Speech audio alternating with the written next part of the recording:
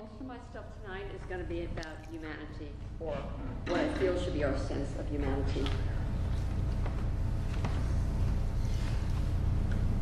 We rise in a late summer's corn into the perfect sight of the bird, where we believe that the song becomes the bird, that the bird becomes the song. The flocks of birds draw stillness from pain, point their beaks towards quiet, praise the beautiful, the rain, the echo of the sun's clockwork across a darkened sky.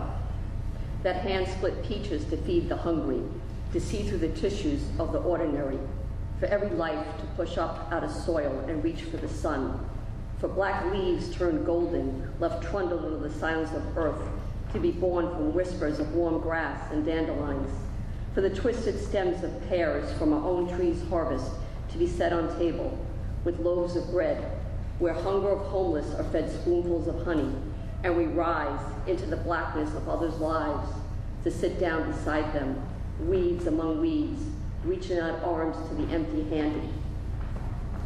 Where we have never been where you were born, or lived in the things which complicate you. We rise in a late summer's corn, half-dressed and barefoot.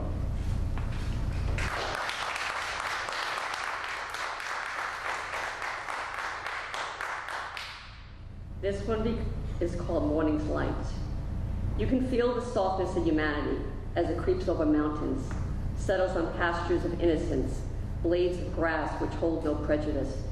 You can feel the succulence of lungs and heart as earth turns shoulder to the sun, arms of trees which hold and feed kindness, invisible hands of embroidered silk conceived for newborn grass, holding articles of air we cling to.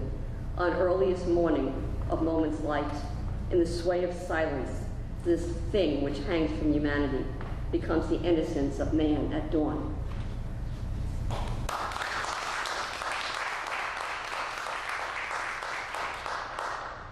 This is called Language of Seed.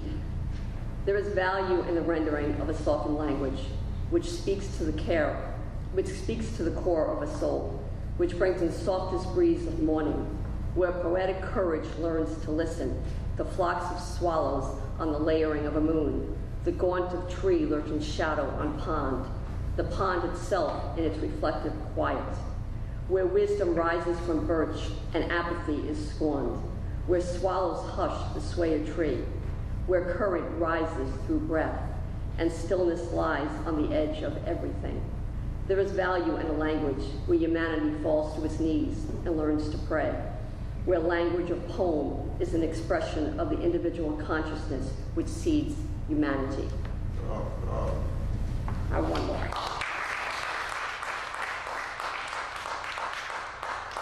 This last one is called White Dove. I have flown through the open window of myself to be this uncaged bird, this white dove flinging herself with wings open above the green grass, the enormous, complicated dryness of parched leaves fallen to the ground as my wings are scratched on their brittleness. I do not know how to fall down next to them on grass, to be idle in the field. I've become the white dove of the clouds, high above the leaves, where one learns to live peacefully amongst the rain.